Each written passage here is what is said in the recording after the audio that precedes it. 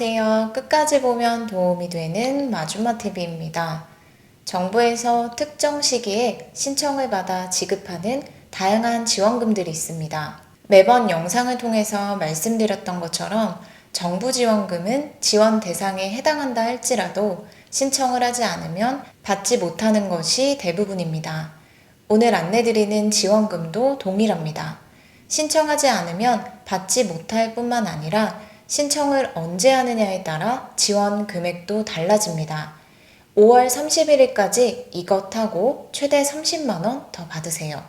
관련 내용이 궁금하신 분들은 오늘 영상을 통해서 꼭 확인해 보시면 좋겠습니다. 그럼 오늘도 끝까지 봐주세요. 5월 정부에서 지급하는 지원금의 총 대상자는 325만 가구입니다. 올해는 지원을 받을 수 있는 소득 기준도 기존보다 200만 원을 상향해서 더 많은 분들이 지원받을 수 있도록 했습니다. 5월 31일까지 신청을 받아 약 3개월 뒤에 지원금을 지급하는데요. 대상자는 325만 가구가 해당하지만 이 중 50만 명 이상이 아직 신청하지 않았다고 합니다. 신청 안내문을 받지 못했다 하더라도 지원 요건을 충족하면 신청할 수 있습니다.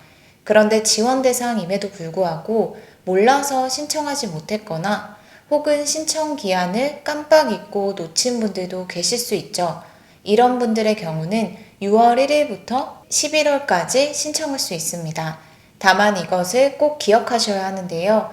본래 신청 기한인 5월 31일까지 신청하지 않으면 원래 받을 수 있는 지원 금액보다 최대 30만 원을 덜 지급받게 됩니다. 즉 11월까지가 아닌 5월까지 신청하면 최대 30만 원을 더 받게 되는 것인데요. 이는 5월이 지나서 신청하면 지원금의 10%를 감액하여 지급하기 때문입니다. 이렇게 기한이 넘으면 금액을 감액하여 지급하는 정부 지원금은 근로자녀 장려금입니다. 이번 달 31일까지 2021년 근로자녀 장려금 정기 신청 접수 중인데요. 24일 기준으로 전체 지원 대상 가구 중 50만 명이 아직도 신청하지 않았다고 합니다. 혹시 안내문을 받으신 분들 중 깜빡 잊고 신청하지 않은 것은 아닌지, 아니면 안내문을 받지는 않았지만 자격 요건이 충족하여 지원을 받을 수 있는 것은 아닌지 다음 내용을 듣고 본인이 해당된다고 생각하시는 분들은 꼭 한번 확인해 보시면 좋겠습니다. 이번 근로자녀 장려금은 2021년도 정기 신청으로 2021년 9월 또는 2022년 3월에 이미 반기 신청한 가구는 신청 대상이 아닙니다. 가구 유형별로 소득과 재산 기준을 충족한 가구가 대상입니다. 먼저 근로장려금입니다. 2021년 부부 합산 총소득이 단독 가구 2,200만 원 미만, 호벌이 가구 3,200만 원 미만, 맞벌이 가구 3,800만 원 미만이며 2021년 6월 1일 현재 가구원 전체의 재산 합계액이 2억 원 미만이어야 합니다. 자녀장려금은 18세 미만의 자녀를 둔 호벌이, 맞벌이 가구로 총소득이 4천만 원 미만이고 재산 기준은 2억 원 미만입니다. 올해 신청분부터 근로장려금 소득기준 금액이 가구 유형별로 200만 원씩 상향된 것입니다.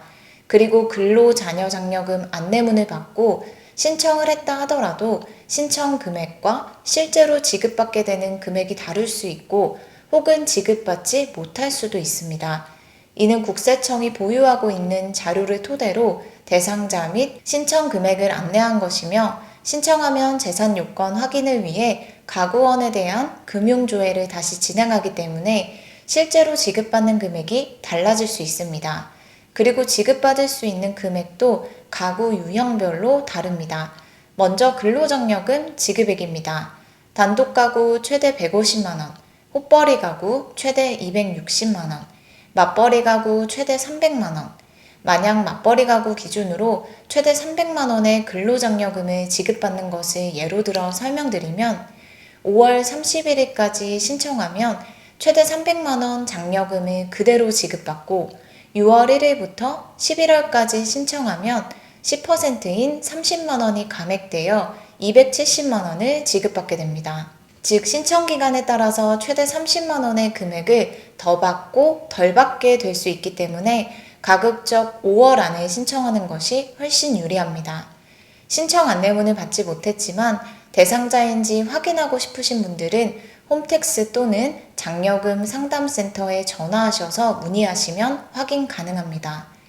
그리고 신청은 홈택스를 통해서 신청하거나 자동응답전화 1544-9944번으로 전화해서 안내 멘트에 따라서 신청하셔도 됩니다. 혹은 모바일로 신청 안내문을 받으신 분들은 모바일 안내문을 열람하여 신청도 가능합니다. 그리고 신청이 어려운 어르신분들의 경우는 다음과 같은 방법을 이용하시면 신청 안내에 대한 도움을 받을 수 있습니다. 먼저 안내문을 받은 경우라면 장려금 상담센터 1566-3636번 또는 세무서로 전화하셔서 말씀하시면 신청 접수를 도와드리고 안내문을 받지 못한 분들의 경우는 세무서에서 신청 접수를 도와드립니다. 그리고 가족 중 신청 자격 요건을 모두 충족하는 가구원이 여러 명일 수 있습니다. 예를 들어 자녀와 부모가 모두 충족할 수도 있는데요. 근로장려금은 한 가구에 한 명에게만 지급되는 지원금이기 때문에 다음 순서에 따라서 신청 안내문을 발송합니다. 첫 번째는 해당 거주자 간 상호 합의로 정한 사람, 두 번째, 총 급여액 등이 많은 사람, 세 번째, 해당 소득세 과세 기간에 근로장려금이 많은 사람입니다. 즉, 신청 요건을 충족한 사람이 한 가구에 2명 이상일 경우에는 다음 순서에 따라서 지급받을 대상자 1명이 결정된다고 이해하시면 됩니다. 그리고 사업을 운영하시는 분들의 경우 여러 가지 경영에 대한 어려움들로 부득이하게 폐업을 하신 분들이 계실 수 있는데요. 폐업으로 현재 사업을 운영하지 않는 경우라 하더라도 신청 요건을 충족한다면 신청 가능합니다. 즉, 이번 근로자녀 장려금의 신청 요건은 2021년도 기준이기 때문에 2022년 2월에 폐업을 했다 하더라도 2021년도 소득에 대한 종합소득세 신고 등이 되어 있고 소득 및 재산 요건 등을 충족한다면 신청 가능합니다. 그리고 허위로 근로자녀 장려금을 신청할 경우에는 불이익이 따른다는 점 꼭 기억하셔야 합니다. 고의 또는 중대한 과실로 사실과 다르게 해서 신청한 경우에는 그 사실이 확인되는 날로부터 2년 동안은 근로장려금을 지급받지 못하고 사기 또는 그 밖의 부정한 행위로 사실과 다르게 신청한 경우라면 5년 동안 지급하지 않습니다.